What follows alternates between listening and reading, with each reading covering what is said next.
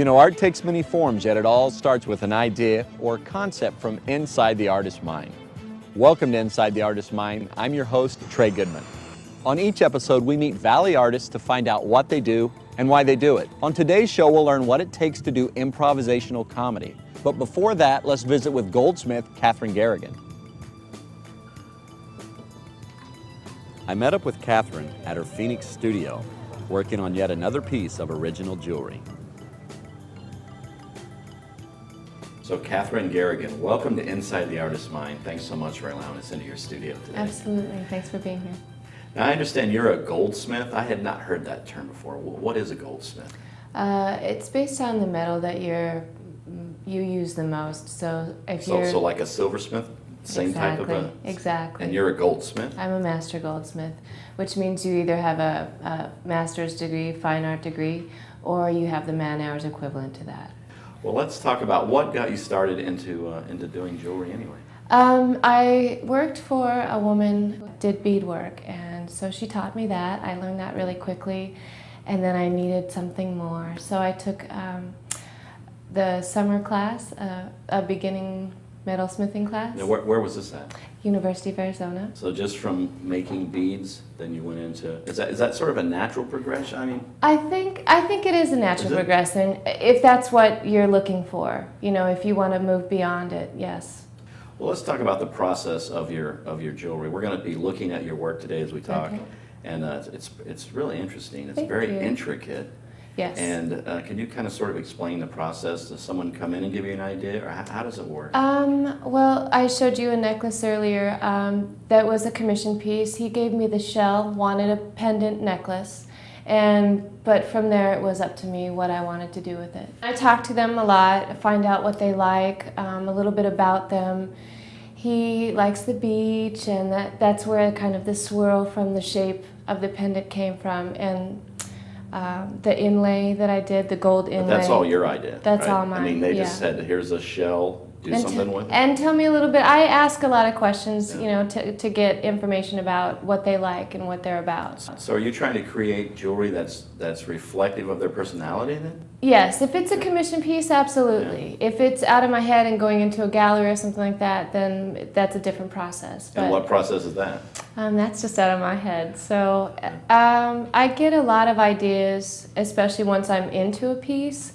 A lot of things will come, and some of those will go into that piece and advance it. Some of them I save for other pieces. Where are the ideas coming from? I mean, they're in your head, but I mean, give me an example. Like, where are they coming from? My inspiration a lot is sort of the 50s, that atomic era, but also architecture. My dad is an architect, and that's cool. I like, I think what I do, fabrication, is a lot like architecture, where you're building it from just a sheet of metal. So we're talking about the different metals that you use, the gold and silver, but your work has a lot of stones in it. It appears to be diamonds, sapphires maybe? Sapphires. What other type of stones? I tried to go with things that not everybody knows about. A lot of people know sapphires. Like the sapphire's blue, right? They come in every color of the rainbow. So they're not just blue? No, not just blue. Wow. Sapphire is actually the family name. Oh. And it has, like I said, every color of the rainbow: green, yellow. Are you using all natural stones? All natural, yeah, And no man-made. And why is that? That's just my preference. I prefer earth-made. It's a lot more unusual. You get the flaws, which give a lot of character to the stones. So I'm getting the feeling the stone is very, I very handpick important, everything. right? Absolutely, everything. Even down to the little tiny diamonds that go in that are only like what we call 5-pointers or something like that. So you put a lot of time and energy into your work, right? Absolutely. Why is Every that? angle should be pretty. And that's why? And that's why. Because it's not only a piece of jewelry, you're not just going to wear it when you're not wearing it. If it's setting up on your table, your desk. So it's artwork, right? It's artwork. Whether you're wearing it or not. Absolutely. Or what stones do you like to work with best, and what's like your absolute favorite?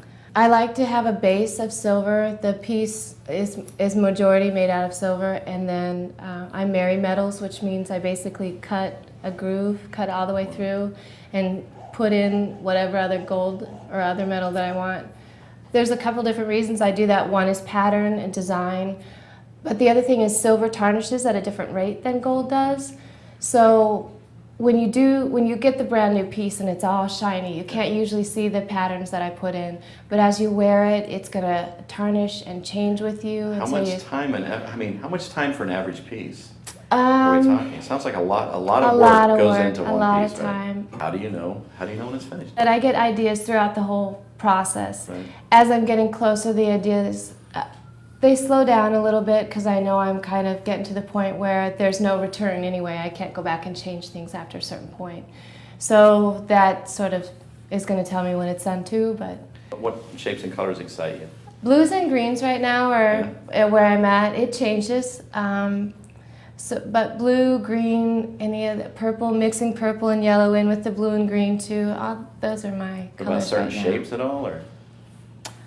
I had a real triangle thing for a while, but I've moved on. It's more the round oval, not so harsh edges right now. What's the difference between art that's wearable and art that's not? I mean, or do you see it as interchangeable, or? Every one of my pieces I feel is wearable because I try them out first, make sure if it's a ring that you can close your hand, that you're not rubbing on it. Yeah. So I test everything. I make my husband wear stuff. He's my guinea pig sometimes. So I don't think any of them are not wearable art. They're all wearable. What inspires you to create your work? The stones. So the stones are really the whole. It's the premise, Yeah, right? that's where it starts. I have ideas, Right. and I usually have a lot of drawings of the ideas. So you draw those? Yes, I do everything start to finish. So would you say that the majority of your work is commission work? You're doing work for people? I would say probably 80% right now. Not because it's my choice. It's my choice. And you'd rather do that type of work? I do. I like doing commission pieces. I like making things for people. How does it make you feel when you see that on somebody? I love it. Yeah? Yeah, I did a piece for somebody that's fairly close to me that I see quite often, and I get to see it on him all the time, so yeah. So why are you doing all this? I love it. I can't imagine doing anything else, really. I want to eventually do big sculptures too, but I'm really happy doing the jewelry right now. Now you said you can't imagine doing anything else, No. but what if you could do anything else? I mean, there must be don't something. There know. must be something. Well, I do paint and draw. Oh, wow. I really can only do one at a time, though. You mean paint or jewelry? Or? I used to draw a lot. Okay. That's all I did for a long time Wow. before I started the jewelry. Once I started making jewelry, the drawing. Well, I sketch, You're right, the you're jewelry, right. but Yeah. I don't do the personal sketches anymore. Well, what advice do you have for any up-and-coming artist, especially in the metalworking field? Find other people that do the same thing, or not necessarily metalsmithing, but in the art scene, and just get around as many people like that as you can. But I mean, if somebody wants to become a goldsmith? I like the way I did it. I took a few classes and got the basics. Right. And then I did more of hands-on trial and error learning. I think that lets you live a little more outside the box than if you get all the training up front. And then they tell you what you can and cannot do. Oh, you can't do that. Solder doesn't move that way. So you just learned a lot of that on your own, and Yes, you learned what it could do, what it couldn't do, right? Yes, yeah. What would you consider as unique about your work? I think The design aspect, the married metals, also a lot of movable parts. There's a bracelet that's going to be showing. The entire top piece, the moss agate piece, spins completely all the way around. And that was your idea? That's my idea. Your concept? Yeah, absolutely. And it's weighted so when you're wearing it, it will hang properly. But when you don't have it on, it's a fun And piece you had to to play work with. that out, obviously. I mean, the logistics. That's the architecture side of it for me. What is next for you? Do you have another? I'm in the process of interviewing for a headhunter who works for Fossil. Wow, Fossil. Fossil's going to do a jewelry line, and they're looking for designers. So I think I'm sort of halfway through the process right now. Is that pretty exciting for you? It's really exciting. I think I had butterflies for an entire week. I just really couldn't focus or anything. Well, the name of our show is Inside the Artist's Mind, and we always ask the artists what's inside their mind. So what is inside their mind? A lot of art, a lot of jewelry. Hopefully we'll see you down the road. Mostly rings. All my designs come to me really as a ring for some reason. And if I'm trying to make something else, then I really have to adjust the design to If you change make it a it. necklace or a bracelet, but it's always a ring first. In my head, it always comes to me as a ring. So a lot of rings. So that's what's in your mind? Yeah, among other things. Well, Catherine, thanks so much for spending time with us today and being on the show. Thank you. It was lovely having you. And thanks for letting us look at your work today. Yeah. Okay. Hopefully we'll see you down the road. Yes, absolutely. Hopefully. Thanks. Thanks. There's a lot to the art of goldsmithing that I never knew. We're here at SMOCA, the Scottsdale Museum of Contemporary Art, where Catherine, as well as Angela Johnson, you know, the fashion designer from the last episode, yeah, they've both exhibited here. In fact, you'll find some of the coolest Valley artists showing off their work, and I encourage you to come down and support SMOCA. When we come back, you'll meet some expert ad-libbers, the Jesters Comedy Troupe. But first, a quick thanks to our sponsors. The magazine for your community. Community Brief Magazine is a proud sponsor of this episode of Inside the Artist's Mind. Today's show is also brought to you by Core Advertising. Let Core Advertising bring your vision to life. Welcome back to Inside the Artist's Mind. Are you quick with a comeback, you know, like I am? Then you might be right for the art of improv. I found the Jesters creating laughter at their Scottsdale theater. So guys, welcome to Inside the Artist's Mind, and thanks so much for allowing me into your theater. Now, Jeff, you're the creator, the owner, the head comic here, right? Sure, that's what you want to call it. And you brought a couple of your partners in crime. Can you introduce those? Absolutely. This is Jessica Graber and Lamar Newmeyer, both part of the Jesters, our main stage cast. Yeah. And the Jesters, you've got there's 16 of you, right? Yeah. We've got a group of about 16 that play both Friday and Saturday nights. But these are two of our Friday night cast. Well, you know, I came out and watched the show, and it's pretty interesting. The whole thing about comedy I find very interesting. I mean, you have to be funny. I don't know how that works, but somehow you have to be funny in order to make them come back. Exactly. I mean, what got you guys started into comedy? I got started just by actually coming to a show, coming to an improv show. Wow. The Star Theater, Oxymorons, was a group here in town. Yeah. I absolutely loved it. Fell in love with improv, fell in love with comedy. I've loved comedy my whole life, but that's what really drew me into being a part of this. And you guys as well? Well, yeah, I started watching shows when I was about 12, always just impressed by people who could do that, never thinking that I could do it. Are you talking stand-up or improv? Improv. Improv? Improv shows. I'm an improv girl. And it was actually a crush that got me into doing it. There was a guy who did it, and I'm like, okay, maybe I'll start doing it. And then is that what happened to you as well? Actually, I started out in stand-up comedy in Utah, and I've been writing comedy for years, just writing down things I thought were funny. I don't know what I ever thought I was doing. I used to watch stand-up shows. I'm like, I could write that. And then one day I went in and did some stuff, and the club owner said, come back. And then there was some other improv that they did there. And so I just kind of got in the whole comedy scene about 14, 15 years ago. So You guys are tossing around stand-up improv. It's two different things, right? What is improv?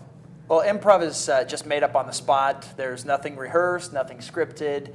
We've got kind of some structures to some short-form games, such as a game like Sit, Stand, and Lean. But it's all made up on the fly. So is it, it's playing off each other for the most part? Oh, yeah. Yeah, Absolutely. I would say it's a team sport. Yeah, they give you Improv, team sport. It is. They give you a kind of a structure. Put me to in, work coach. Put me in, coach. Come on, I can do this. But you have kind of a structure that it fits in, sort of like you tell the audience, okay, in this theme we have to do these elements. Right. But for Jeff, Jeff is going to be what? And they give him he's a barber, and and what's Jessica, and then we get certain suggestions, certain variables from the audience, and then we create it. So a show is never the same. Right, I came and watched Yeah. a couple of times, and I also noticed it seemed like facial expressions are huge in improv. Is that just something I was noticing? I mean, is it or no? Oh, yeah. Oh yeah. Physical comedy is a big thing in improv because you're not telling like a knock joke or a street joke. Like two guys walk into a bar. It's all about the characterization. So you have to internalize that character and make a goofy face or It's all be about that. reacting. You've got your whole body, your face. That's all you got to work with. We don't have props. We don't have sets. Just get out there with yourself, your wit, your charm. You guys seem Yeah. pretty successful. I know you have a lot of sold-out shows over the years, and Yeah. you guys aren't fighting right now. I mean, you're obviously No, you get along with everybody pretty well. How did Jesters and your organization all get started, though? Well, actually, we came up out of the ashes of Star Theater and the Oxymorons. In 2000, the previous owner had passed away, Louis Russo. And with that, we ended up closing down the old Star Theater. Old Star Theater, But a right. bunch of us, and I know Lamar was in that group, Yeah. we just said, you know what, hey, this You is still what we wanted to do it, love. right? Yeah. Why close it? was, Let's just keep it going. What is the key to improv? Well, let's. How much time we got? There's It listening, depends. yes, and there's Get my- space. Well, chart here. really, people think that you're making it up on the spot, Right. that there are no rules. Right. But in reality, there are a lot of rules that go into making a successful improv work.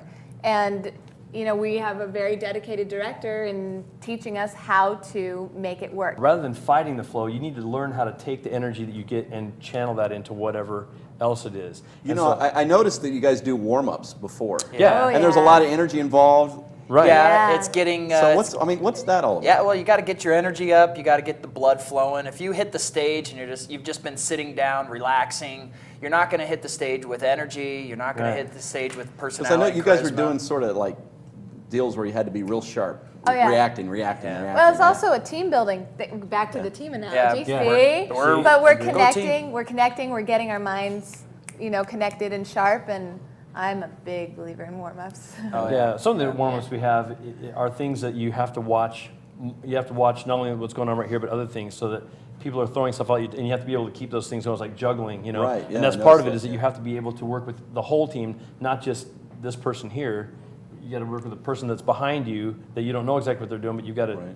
work that in too. Well, you guys talk about like a team, right? So some like baseball teams, football teams, they win and lose, right? So you guys can't win every night, can you? Oh, So- no. We've lost a few. Yeah. We have names for those. Yeah, we've got the Sun City Slaughter. We've got the Parada del Sol Massacre. But We've you know, got none of those though happened here in the theater. No. Those were all outside shows where There's other elements that we couldn't control. Yeah, you can't control. Yeah, you have So if I come be in on and your just like, side. okay, make me laugh.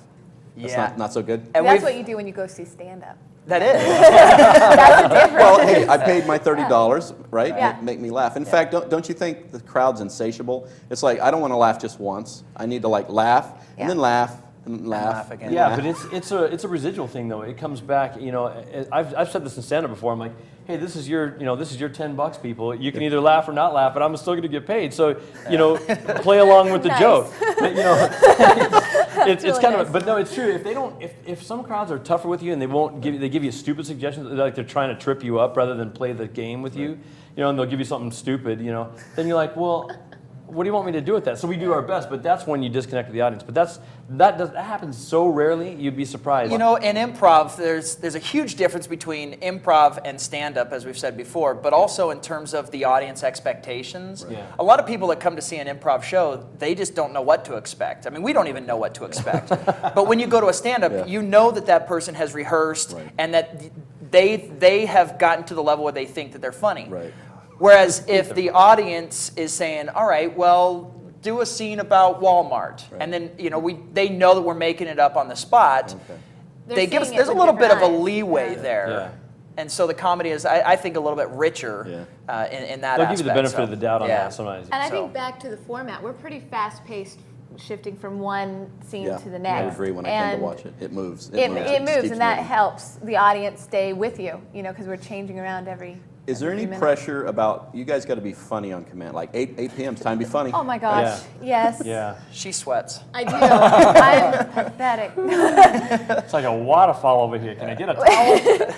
Well, I've done this for getting up 4 or 5 years, and I still get nervous before every single show where I can't eat because there is a lot of pressure on. Not only do you have to be funny, but you have no idea what you're going to say. I mean, who does that to themselves? Why do we do that? Get out there. I got nothing. But my personal style is relying on the people I'm on stage with, and usually that's where the funny comes, and just trusting that they're going to go with you. And once the lights come up and we're introduced, Yeah.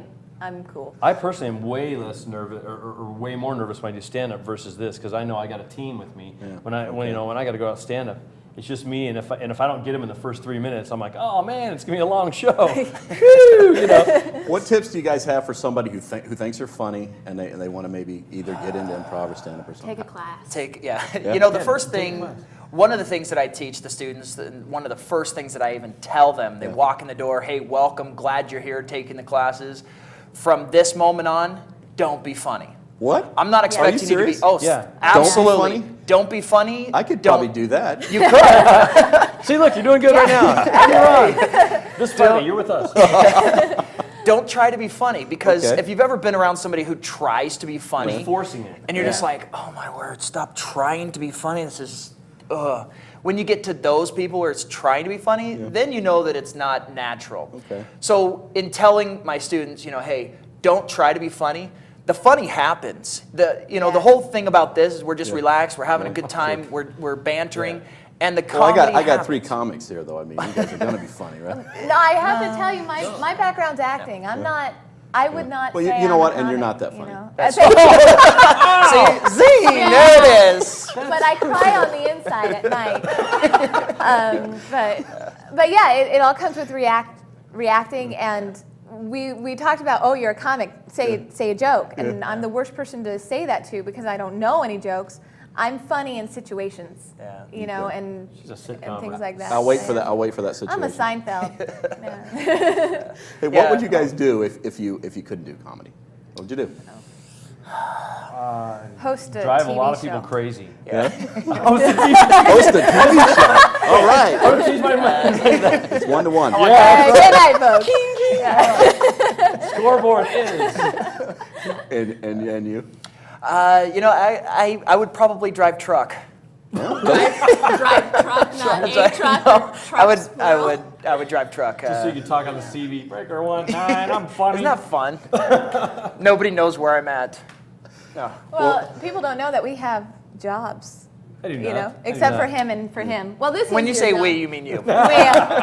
We meaning the royal we.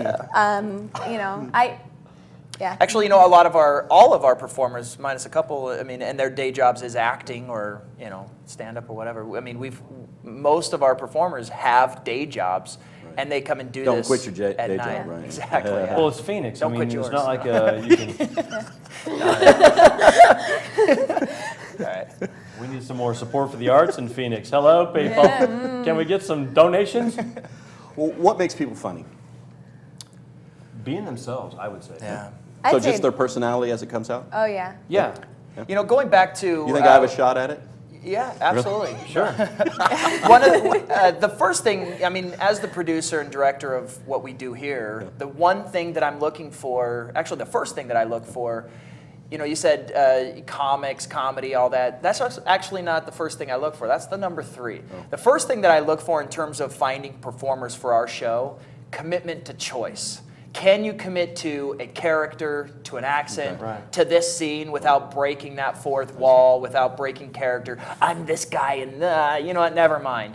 Are you that kind of a player? Are you the type that can commit to a choice from action to cut? And then the second thing that I look for is an actor, which oddly enough actually kind of falls into place with the commitment to choice. Then the third is, are you funny? Are you witty? Do you have that wit about Yeah, you? because like I said, the funny will come because everybody has something to say. Everybody has a voice. You hear about that all the time. Yeah. Everybody has a voice, and the funny comes with taking a situation and filtering it through that character and that character will naturally have something that connects with the audience or with the other players, and that's where the funny comes, is you're just filtering that through your character. You're being that person.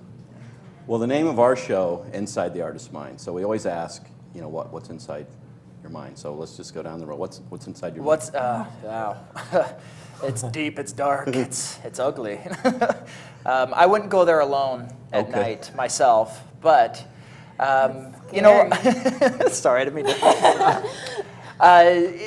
My mind works a little bit different than theirs from the director and producer's standpoint. I'm always looking for, well, is the audience satisfied? Are we giving them what they want? Are people facing out? Are we, The is technical games, aspects of it. is the games being played correctly? So you're thinking about all that. Yeah, and then on top of that, I'm also taking notes and critiquing what is going on stage. Well, Lamar, nice character or terrible character choice. Well, maybe don't use that one again, or whatever. So, and I'm also looking. Sorry, I didn't mean to use that. It was the example. That was just at the top of his. Don't. Yeah, but I'm also looking for, well, when do we cut the lights? Is the audience okay? Nobody's getting up and passing out. All of those things. Okay. My answer is a very stereotypical actor answer. I'm looking for connection. I'm looking for energy between my actors on stage, between my director, and between the audience. And I'm always striving to get that. Okay. In every scene, that's what I'm pulling for. And what's in your mind? Color bars and the test pattern. That's what you I get know inside my that. head. When we're doing scenes, I can see that that. working for you. Yeah, so if the beginning of your show here, if you need some color bars, it's in my head. Actually, I like Jessica's answer too about the connection, and it's kind of like an extension of me. Like when I go out with people, I like to make people laugh, not because I always have to be the center of attention, but I like to find those connections, and that's same thing in comedy, same thing at a dinner party, is finding the joke in what they're saying or making that connection, and that's where the magic happens. Is just people go, oh yeah, I didn't think of it that way, and that's like where Seinfeld was so funny, is because you're like, how could you think about writing a check being so funny? And that in stand-up and in improv is finding the funny stuff in the mundane thing, the everyday things. There's funny all around you. Just finding that and bringing it out. People go, I hadn't thought of it that way. That's funny. I didn't know a spatula could talk. And I'm the talking spatula. And it can, yeah. Well, guys, it's been a real pleasure. I have never been able to sit down and talk to 3 comics at once. So, I was pretty intimidated coming in, but... Wow. If you need a hug. We'll get a group hug right now. Yeah. Comic sandwich, everybody.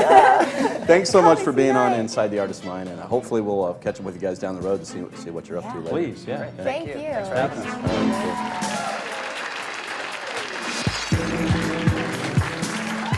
Now I know what it takes to be a goldsmith and how improv artists make people laugh. If you have any comments about this show, we would love to hear from you. And please direct them to our website at InsideTheArtist'sMind.com. Until next time.